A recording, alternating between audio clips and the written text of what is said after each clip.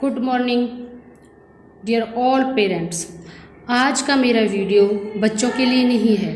आज स्पेशल मैं आपसे यानी अपने उन बच्चों के पेरेंट्स से बात करूंगी, जिसमें मैं ये बताना चाहूँगी कि शिक्षा में बच्चे को अच्छी गुणवत्ता तक लाने के लिए सबसे ज़्यादा ज़रूरी होता है अच्छी पेरेंटिंग, जिसके लिए हमें क्या क्या करना चाहिए एज ए पेरेंट, उन चीज़ों पर हमें विशेष ध्यान देना चाहिए।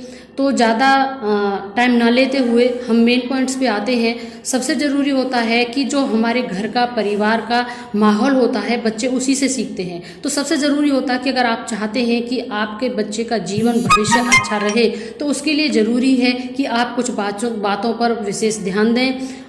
पेरेंटिंग एक बहुत छोटा शब्द नज़र आता है, लेकिन ये बहुत ही वास्तव में हम कह सकते हैं कि अगर भविष्य की किसी भी बच्चे की नींव रखी जाती है तो वो पेरेंटिंग के द्वारा ही है।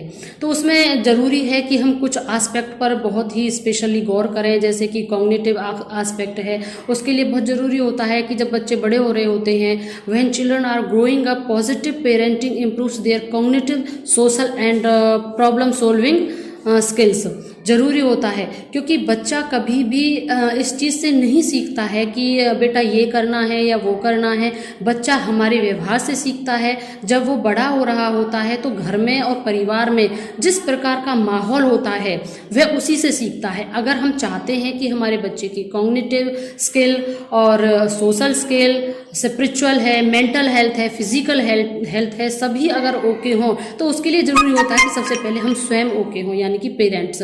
उसके लिए हमें किस प्रकार से बातें करनी है। अगर फादर और मदर आपस में यानी हस्बैंड वाइफ के रिलेशंस मान लीजिए किसी कारण वो अच्छे भी नहीं हैं, तो मेरा ये सजेशन है कि अगर आप चाहते हैं कि आपके बच्चे का फ्यूचर अच्छा हो, वह पढ़ाई में अच्छा हो, तो आपको उसके आगे व्यवहार बिल्कुल चेंज रखना है। बहुत केयरिंग रखना है, और केयरिंग बच्चे के प्रति नहीं रखना, एक दूसरे के प्रति रखना। क्योंकि बच्चा केयरिंग, आप बच्चे के प्रति केयरिंग हो वो इस चीज़ से नहीं सीखता, आप एक दूसरे के प्रति कितने केयरिंग हो वो इस चीज़ से सीखता है। यहाँ पर कॉग्निटिव आया है, इमोशंस आए हैं, इन चीज़ों को बच्चा सीख रहा होता है। अब होता है एक मेंटल हेल्थ। मेंटल हेल्थ में हमें बच्चे को किस प्रकार से, जैसे कि हम सभी जानते हैं 6 वर्ष तक बच्चे के पूरे मस्तिष्क का विकास नहीं होता, तो उस टाइम पीरियड में हमें बच्चों को डांटना नहीं है, उससे हमें बहुत ज़्यादा कम्युनिकेशन करना है, कहानियाँ करनी है, कहानियाँ सुननी है और उनको सुनानी है, उनको बीच बीच में उनसे पूछना भी है हमें। तो इस प्रकार से उनकी मेंटल हेल्थ सही रहेगी। अगर और उस फिर फिजिकल हेल्थ, क्योंकि कहते हैं जब फिजिकल हेल्थ सही होगा तो मेंटल हेल्थ सही होगा। फिजिकल हेल्थ सही रखने के लिए ज़रूरी होता है कि आप एक रूटीन अपनी लाइफ में अपनाएं, न कि अपने बच्चे के में, क्योंकि वो आपसे सीख रहा है। आप अपनी कितने बजे उठते हो, कितने बजे सोते हो, क्या खाते हो। अगर आप टीवी देखते हुए खाना खा रहे हैं तो ये बच्चा आपसे सीख लेगा कि टीवी देखते हुए ही खाना खाना है। तो आपको इन छोटी से छोटी हर बात पर ध्यान रखना है और रूटीन को इतने अच्छे तरीके से रखना है ताकि बच्चे को भी ये लगे कि हाँ मुझे यही करना है, क्योंकि जो उसने सीखा है, जो उसने देखा है।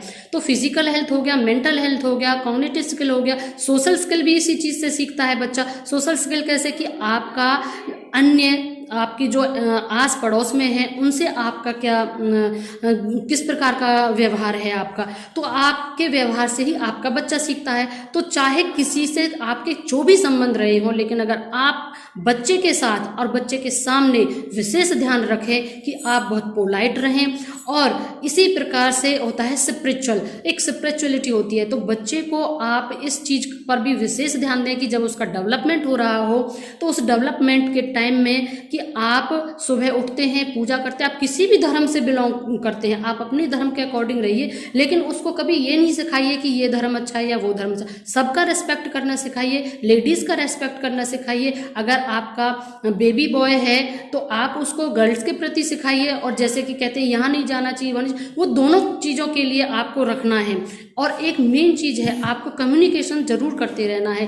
कई फैमिलीज़ में मैंने देखा है कि कम्युनिकेशन गैप की वजह से बच्चों में काफ़ी काफ़ी मेंटल स्ट्रेस देखा गया है, और वह मेंटल स्ट्रेस फिर आपकी एजुकेशन पर प्रभाव डालता है, और जिसका रीज़न मैंने पाया कि पेरेंट्स का आपस में अच्छा व्यवहार नहीं होना। इसलिए मुझे लगा कि मुझे इस वीडियो की ज़रूरत है, और मैंने एजुकेशनल वीडियो ना बनाते हुए आज पेरेंट्स के लिए वीडियो बनाई है, जिसमें मैंने सारे एस्पेक्ट रखे हैं।